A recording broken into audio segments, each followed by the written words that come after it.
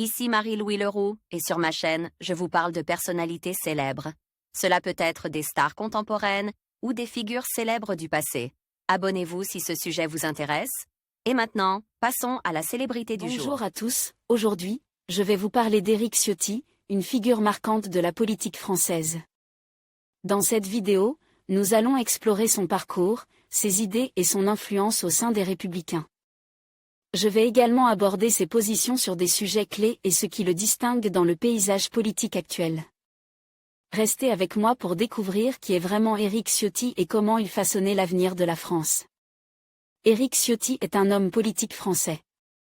Il naît à Nice le 28 septembre 1965.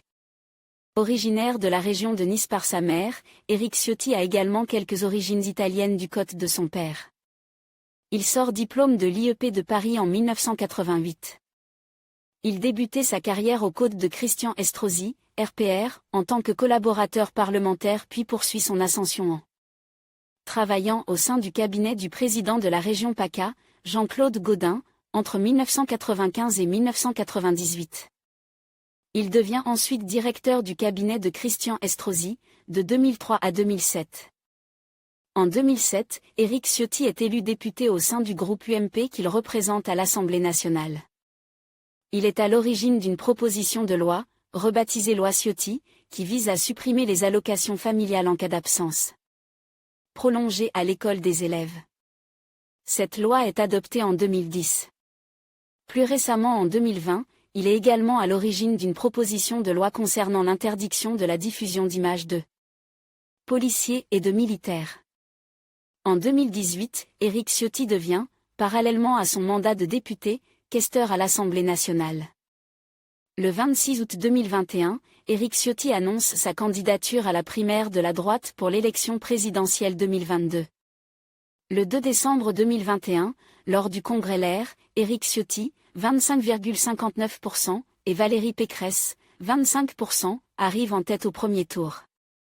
Il est battu par Valérie Pécresse au second tour. Le 26 juillet 2022, l'homme politique officialise sa candidature à la présidence du parti Les Républicains pour les élections de décembre de la même année. Éric Ciotti est élu président du parti Les Républicains avec 53,7% des votes le 11 décembre 2022. En novembre 2022, le Parquet national financier, PNF, ouvre une enquête préliminaire contre lui pour détournement de fonds publics et abus de confiance et recel après que le Canard enchaîne et accuse l'ancienne épouse d'Éric Ciotti, Caroline Magne, d'avoir cumulé plusieurs emplois à l'Assemblée, à Nice et au département. Suite à la victoire de Jordan Bardella et de la liste du Rassemblement national aux européennes de juin 2024, puis de la dissolution de l'Assemblée nationale décidée par Emmanuel Macron dans la foulée, Éric Ciotti déclarait le 11 juin 2024 son intention de nouer une alliance avec le RN pour les législatives anticipées. Ce choix provoque une crise interne chez LR, de nombreuses figures du parti s'opposant à une telle coalition. Ces derniers souhaitent qu'il quitte la présidence. Annie Genevard convoque alors le bureau politique des Républicains le 12 juin et tranche sur l'exclusion d'Éric Ciotti.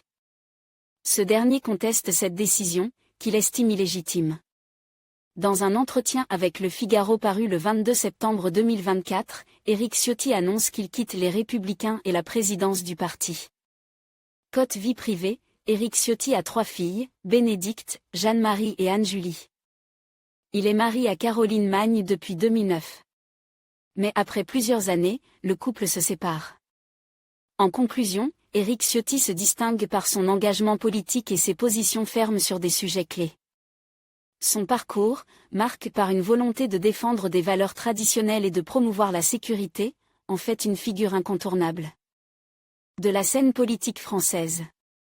Alors que la France fait face à de nombreux défis, il est certain que les idées et les actions d'Éric Ciotti continueront d'influencer le débat public. Merci de nous avoir suivis dans cette exploration de son parcours et de ses convictions.